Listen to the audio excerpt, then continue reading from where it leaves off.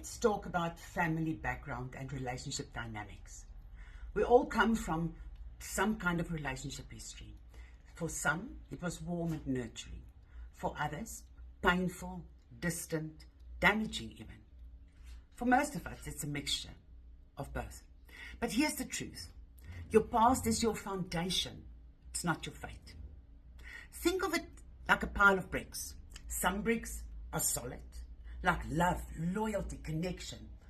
Others are cracked, like control, silence, and unresolved conflict. The power is in your choice. You don't have to keep building with broken bricks.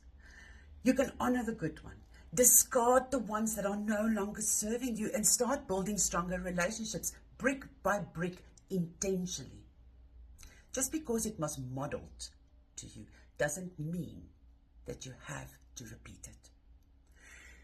You get to build a relationship that is rooted in day-to-day, intentionally, step by step, brick by brick building. It's not rooted in history. It's aligned with healing, growth, and choice.